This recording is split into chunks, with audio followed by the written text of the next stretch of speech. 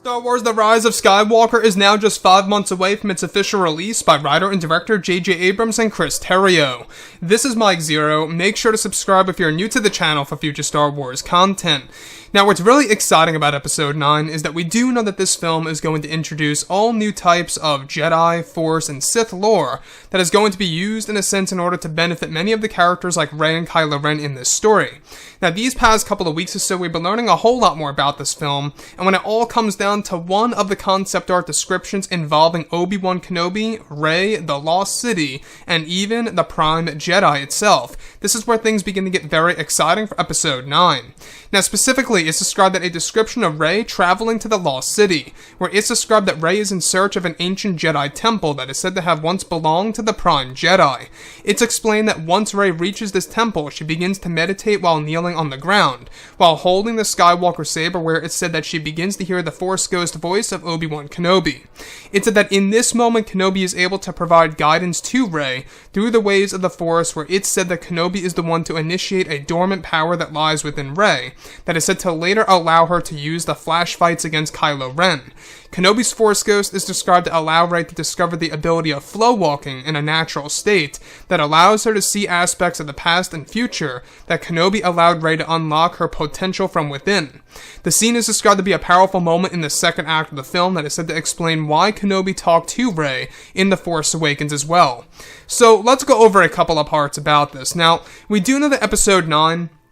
is going to be a very important film by Disney and Lucasfilm, especially for the Star Wars community because, well, at the end of the day, this movie really does determine the future of the Star Wars franchise and exactly where Star Wars will be at the very end of the Skywalker saga. So, in this particular scenario, we have a moment in which Rey travels to the Lost City and discovers the Prime Jedi Temple. Now, the Prime Jedi, we got a small glimpse of this character in The Last Jedi in the form of a mosaic. In fact, both Rey and Kylo Ren, or should I say Rey and Luke Skywalker, sit right next to this mosaic within the First Jedi Temple, where in Episode 9, this is said to be a moment in which Rey unlocks her potential in order to engage in the flash fights against Kylo Ren. So what I like about this so much is that this is Kenobi at least having a purpose, a great meaning in a scene that makes a lot of sense as to why he's reaching out to Rey, and why Rey hears the Force Ghost voice of Obi-Wan Kenobi and even the apparition of Obi-Wan Kenobi himself in the distance while she meditates on the ground. So, what's really impressive about this is that this is Disney and Lucasfilm essentially cherry-picking from the expanded universe and really utilizing it in a sense where they are making it into their own version of canon. Now, flow walking was what Jason Solo used, the original version of Ben Solo, where he was able to travel back in time. Though you cannot change history or anything around those lines, you can experience it.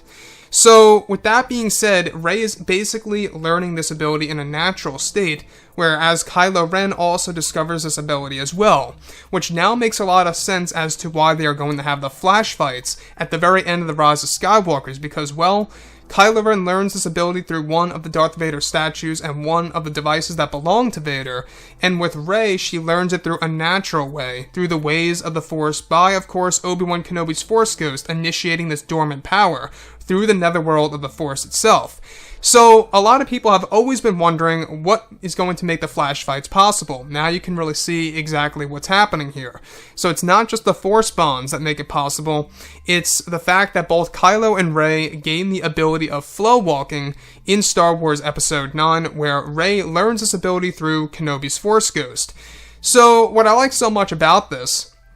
is that this is going to allow fans to get very nostalgic. We're going to see many different moments of the past from the prequels and the originals and other forms of canon material that's going to pop up during their lightsaber duel. Now, I know that there's a lot of mixed reactions, and, you know, rightfully so, everybody has their opinion, but there's a lot of mixed reactions on whether or not the flash fights are really best suited for a Star Wars movie. You know, if you guys are just tuning in, basically these flash fights are fighting with lightsabers while you're essentially time traveling, or going from different location to location of the Skywalker saga. You know, they could be mere simulations for all we know, but from what it seems like, they are indeed embracing the concept of time travel in the flash fights themselves, because that's exactly where it's rooted from, and that comes from the flow walking technique, which is indeed time travel. So, what I like about this also is that we do know that J.J. Abrams was trying to create his own version of the Worlds Between Worlds, which we actually got a hint of this a couple of weeks ago of Rey and Kylo Ren holding hands in a dark space,